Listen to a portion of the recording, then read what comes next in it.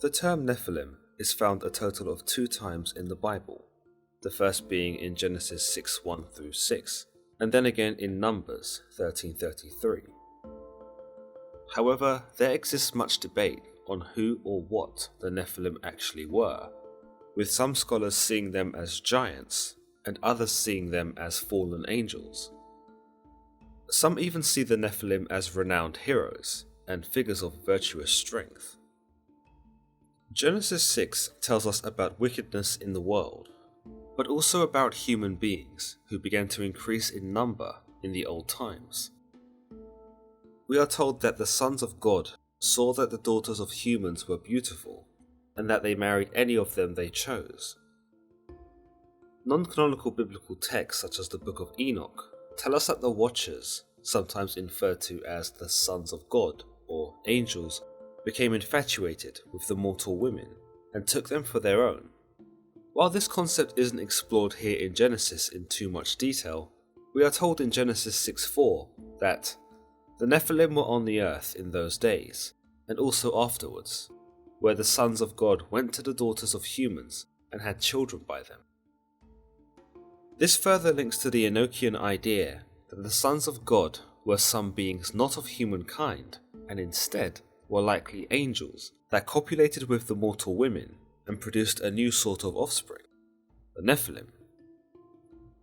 In the Book of Enoch, these Nephilim offspring are monsters that cause terror and destruction, but in Genesis, they are quite the opposite.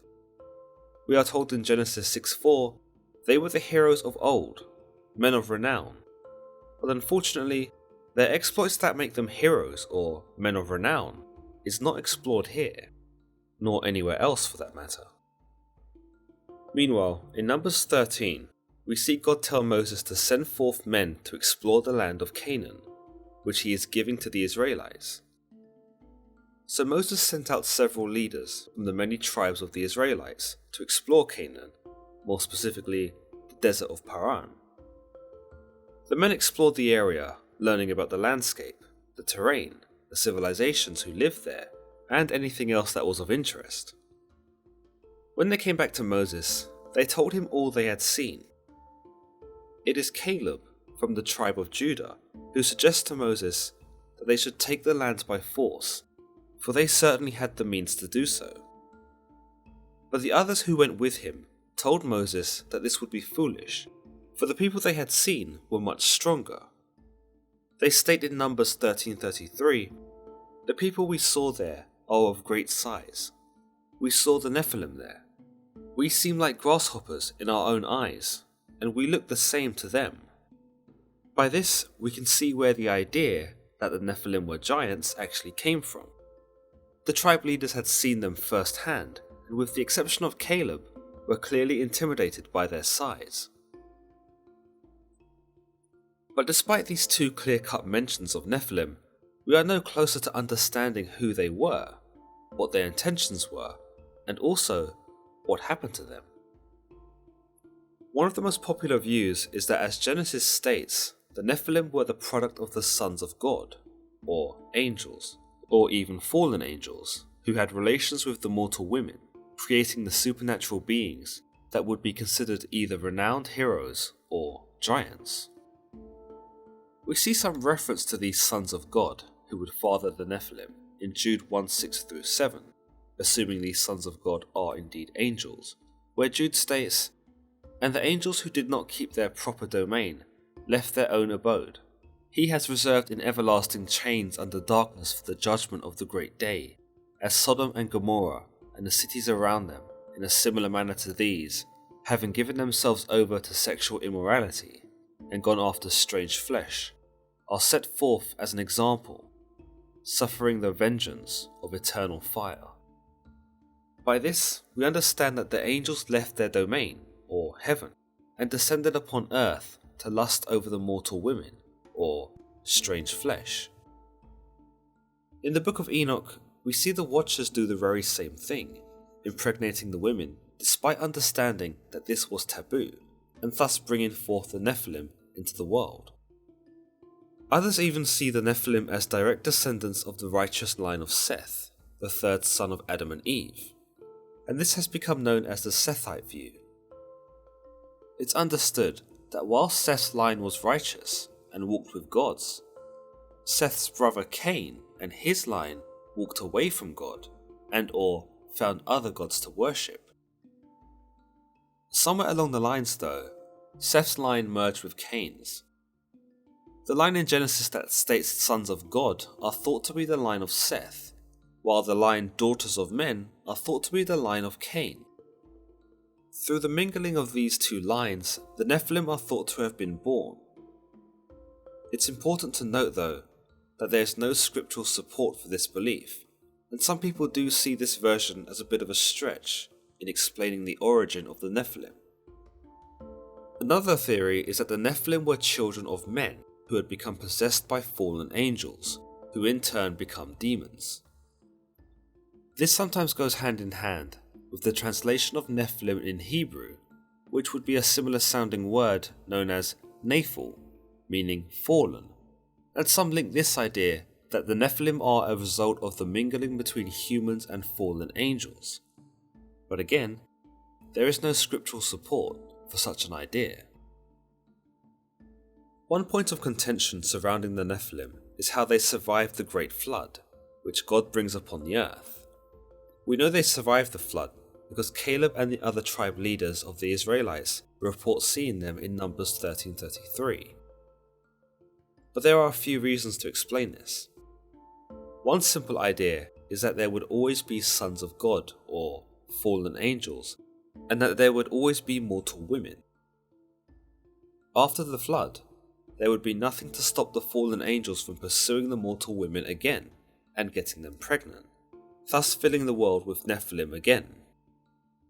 Besides these accounts, the Bible doesn't tell us much more about the Nephilim.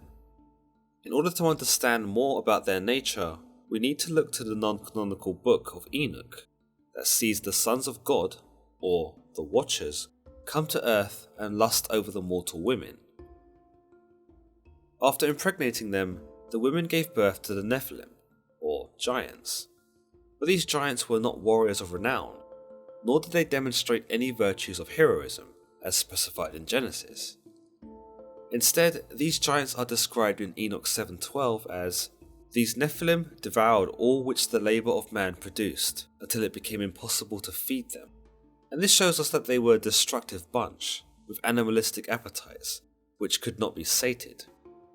It would lead them to commit malevolent acts, as Enoch goes on to say in 7:13-14, "They turned themselves against men, in order to devour them, and began to injure birds, beasts, reptiles, and fishes, to eat their flesh, one after another, and to drink their blood."